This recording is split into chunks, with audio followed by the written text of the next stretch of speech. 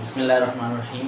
Dear student, अस्सलाम वालेकुम। आज हमारा नेक्स्ट एमसीक्यूज़ है, if a simple pendulum is shifted to centre of earth the restoring force will be mg cos theta, mg sin theta, zero या इन्फिनिटी। तो मैंने आपको क्या कहा है कि जब भी आप एमसीक्यूज़ को सॉल्व करने बैठे तो सबसे पहला काम क्या करना है, पता होना चाहिए एमसीक्यूज़ किस टॉपिक से है और जो पूछा जाए उसका फार्मूला लिखते हैं।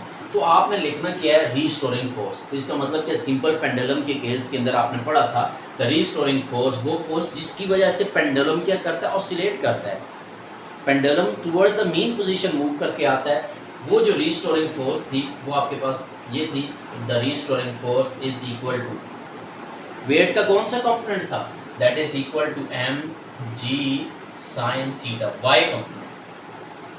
तो हमें पता है कि रीस्टोरिंग फोर्स उसने कहा कितनी होगी, हमने कहा मैथमेटिकली तो इतनी होगी।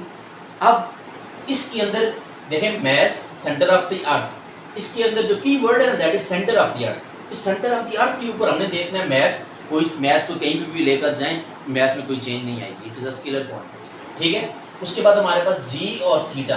अब जी को देखते हैं कि जी सेंटर ऑफ द अर्थ के ऊपर क्या होती है। तो इस पूरे एमसीक्यूज के अंदर एक ही कॉन्सेप्ट है, वो हमारे पास क्या है, वो की पॉइंट क्या है कि सेंटर ऑफ द अर्थ के ऊपर आपने याद रखना है जी होता है at centre of the earth, G at centre of earth, ये की वर्ड, ये पॉइंट याद रखना है। वो हमारे पास क्या होता है, जीरो होता है। तो स्टूडेंट्स, अगर सेंटर ऑफ द अर्थ के ऊपर जी जीरो, तो इस इक्वेशन से हम कह सकते हैं कि हमारे पास जो रीस्टोरिंग फोर्स होगी फिर वो कितनी होगी, तो restoring force M G zero, तो ये स्टूडेंट्स क्या हो जाएगी, जीरो हो जाएगी। So the correct option is C,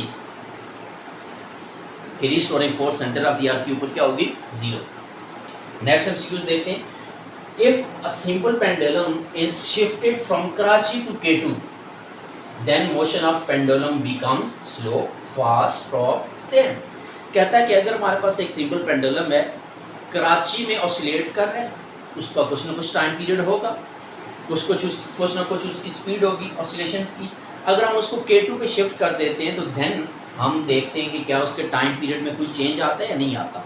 तो अगेन स्टूडेंट्स, जो चीज़ पूछी जाए, वो कह रहा है ना कि आपके पास motion is related with the time period, तो अगेन हम कहेंगे कि since in case of simple pendulum the time period is equal to 2 pi under root L over G. अब यहाँ पर क्या है कि अगर स्टूडेंट सिंपल पेंडुलम को कराची से K2 के ऊपर लेकर जाएं तो लेंथ क्या होगी, वो चेंज नहीं होगी, लेंथ सेम रहेगी। क्या चीज़ चेंज हो सकती है, जी। तो ये जो हमारे पास जी है, ये हम देखेंगे कि किस तरह से इसमें वेरिएशन आती है अगर हम कराची से K2 के ऊपर जाएं। तो आपने पढ़ा है the value of the G at the centre at the surface of the earth is maximum, surface से नीचे जाते जाएं। देखें, बड़ा इंपॉर्टेंट यहाँ पर पॉइंट है, वो आपने याद रखना है। अगर आपके पास ये अर्थ है, ठीक है, ये अर्थ का सेंटर है, सेंटर ऑफ अर्थ, तो यहाँ पर आपने याद रखना है कि जैसे जैसे सेंटर के ऊपर जी की वैल्यू क्या होती है, जीरो होती है। जैसे जैसे सरफेस की तरफ मूव करते हैं आपके पास जी की वैल्यू इंक्रीज होती है, इंक्रीज होते होते यहाँ पर सरफेस के ऊपर जी की वैल्यू क्या हो जाती है, मैक्सिमम, क्या हो जाती है, मैक्सिमम। ठीक है, फिर अगेन जैसे जैसे हम सरफेस ऑफ द अर्थ से ऊपर जाते जाते, जैसे जैसे हाइट के ऊपर जाते जाएंगे तो द वैल्यू ऑफ द जी वो क्या होती जाएगी, डिक्रीज होती जाएगी।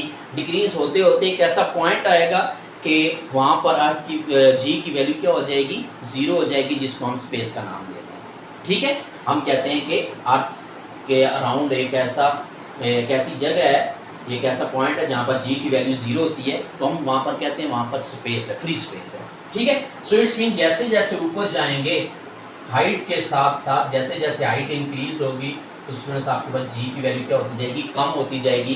तो इस रिलेशन से हम देख सकते हैं जैसे जैसे हाइट के ऊपर जाएंगे जी की वैल्यू कम होगी। अगर जी की वैल्यू कम होगी, ठीक है, डिक्रीज करेगी, तो स्टूडेंट्स टाइम पीरियड क्या करेगा, इनवर्स है, सो टाइम पीरियड क्या होगा, इंक्रीज करेगा। बिकॉज यहाँ से हमें पता है कि जो टी है, the time period is inversely proportional to 1 जी। तो यहाँ से हम कह सकते हैं कि कराची पे हाइट कम होगी, जैसे जैसे K2 के ऊपर शिफ्ट होंगे हाइट ज्यादा हो जाएगी। जब हाइट ज्यादा होगी जी की वैल्यू क्या होती जाएगी, कम। जब जी की वैल्यू कम होगी तो टाइम पीरियड क्या होता जाएगा, ज्यादा। अब टाइम पीरियड यहाँ पर स्टूडेंट्स बड़ा कंफ्यूज होते हैं। टाइम पीरियड ज़्यादा हो गया तो जल्दी से कहेंगे कि ये मोशन क्या है, फास्ट के ऊपर क्विक। नो, टाइम पीरियड ज़्यादा होने का मतलब ये है कि टाइम पीरियड क्या होता है कि the time required to complete one vibration, one oscillation. इसका मतलब कि टाइम पीरियड अगर ज़्यादा हो गया तो एक पेंडुलम अपनी मेन पोजीशन के अबाउट क्या करेगा, यहाँ से एक ऑसिलेशन कंप्लीट करते हुए आहिस्ता आहिस्ता इधर जाएगा, फिर स्लो स्लो मूव करेगा। इट मीन्स ज़्यादा टाइम लेगा वो एक साइकिल कंप्लीट करने में। तो इट मीन्स क्या पेंडुलम स्लो मूव कर रहा है, फास्ट मूव कर रहा है? Obviously pendulum is moving very slow. तो इसका मतलब क्या है, अगर टाइम पीरियड ज़्यादा हो गया तो सिंपल पेंडुलम क्या होगा, वो स्लो मूव करेगा। So the correct option is option A.